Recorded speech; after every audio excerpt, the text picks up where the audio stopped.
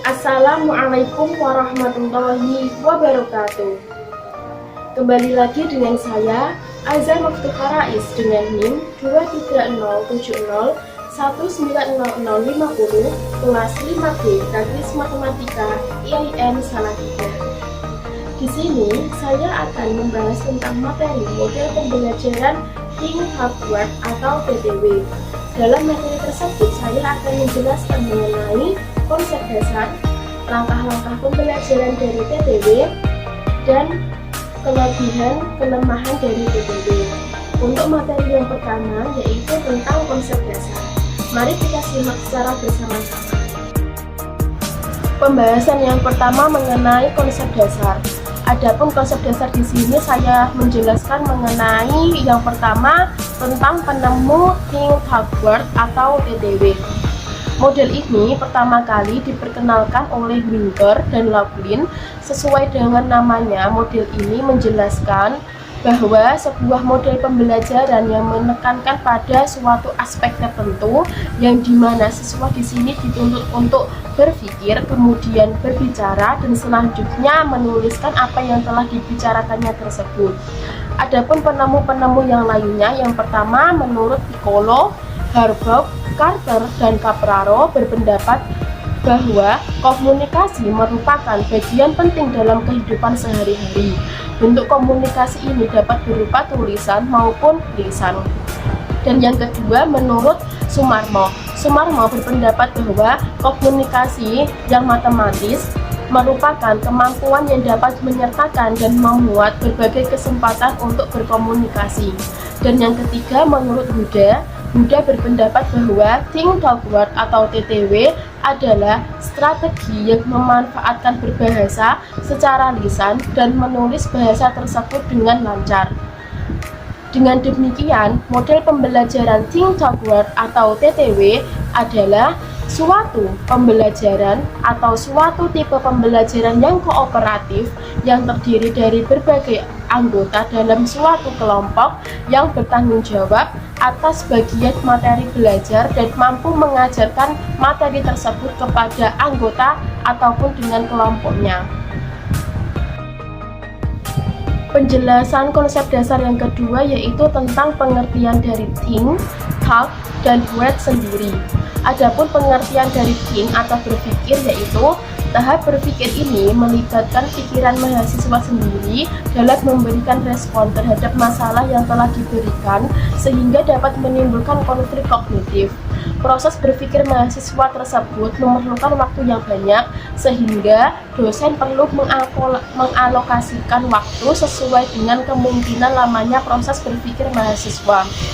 Dan kemudian dosen itu perlu memperhatikan langkah yang harus digunakan untuk menuntun jawaban ke arah yang benar. Pada tahap ini perlu terjalin komunikasi antara mahasiswa sendiri dengan dosen. Kemudian pengertian tentang talk atau berbicara. Pemahaman akan terbentuk saat seseorang dapat berbicara atau menyampaikannya kepada orang lain. Tahap berbicara ini penting untuk menghasilkan, mengklasifikasi, berbagi, dan mendistribusi gagasan.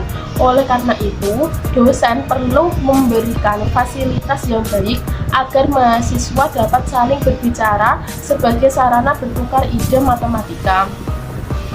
Yang ketiga, pengertian dari writing atau menulis. Menulis ini memiliki dua peran yang berbeda namun saling melengkapi, yaitu menulis sebagai keterampilan yang menarik tentang penggunaan strategi untuk mencapai berbagai macam tujuan, dan menulis merupakan sarana untuk memperluas dan memperdalam pengetahuan mahasiswa. Menulis yang baik membantu mahasiswa untuk bisa berpikir dengan baik tentang matematika. Dan jika seseorang tidak bisa menjelaskan ide matematika secara bertulis, maka orang tersebut itu tidak bisa memahami matematika. Menulis bisa mendorong tingkat efektivitas kognitif yang memaksimalkan potensi belajar untuk memodifikasi dan merestrukturisasi pengetahuan matematika. Ada 4 kategori dalam tugas menulis ini.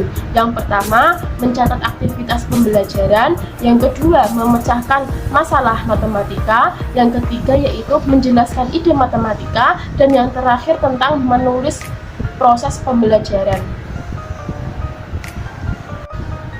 Konsep dasar selanjutnya yaitu tentang karakteristik dari Think Talk Word atau TTW. Adapun karakteristik dari TTW yaitu yang pertama, berpikir melalui bahan bacaan atau masalah yang disajikan. Yang kedua, hasil bacaan atau masalah yang disajikan dikomunikasikan dengan diskusi dan kemudian membuat laporan hasil presentasi. Dan yang ketiga, siswa berpartisipasi langsung dalam pembelajaran dan setiap siswa harus secara aktif melakukan eksplorasi suatu konsep. Konsep dasar yang terakhir yaitu mengenai tujuan dari Think Talk Word atau TTW. Adapun tujuan dari TTW yaitu yang pertama, mendorong siswa untuk berpikir, berbicara, dan menuliskan suatu topik tertentu. Dan yang kedua, membantu siswa dalam mengumpulkan dan mengembangkan ide-ide melalui percakapan yang terstruktur. Materi yang selanjutnya tentang langkah-langkah pembelajaran dari Think Talk Word atau TTW.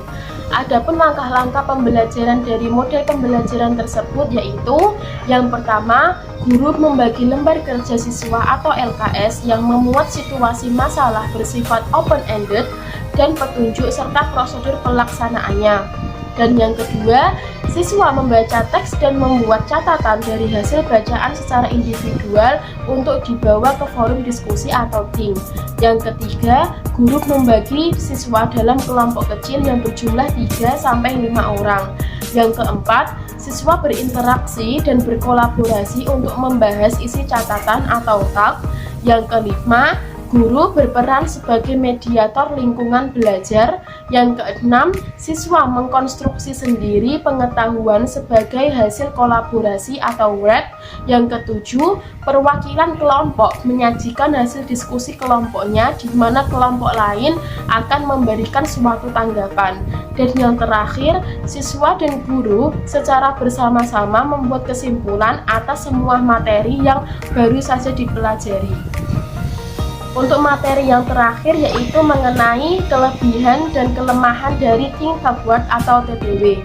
Adapun kelebihan dari TTW di sini yaitu yang pertama, siswa akan menjadi lebih kritis. Yang kedua, semua siswa ini akan lebih aktif dalam proses pembelajaran. Yang ketiga, siswa akan lebih paham terhadap materi yang akan dipelajari. Yang keempat, mempertajam seluruh keterampilan berpikir seorang siswa. Yang kelima, mengembangkan pemecahan yang bermakna dalam rangka memahami materi yang diajar. Dan yang terakhir, membiasakan siswa berpikir dan berkomunikasi dengan teman, guru, dan bahkan dengan diri mereka sendiri. Adapun kelemahan dari model pembelajaran TTW di sini yaitu yang pertama, siswa akan merasa cukup terbebani dengan adanya tugas yang semakin banyak. Yang kedua, waktu untuk satu materi ini cukup banyak.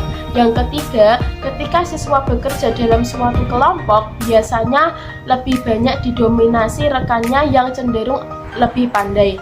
Dan yang keempat, guru harus menyiapkan media secara matang agar pelaksanaan model ini tidak mengalami kesulitan.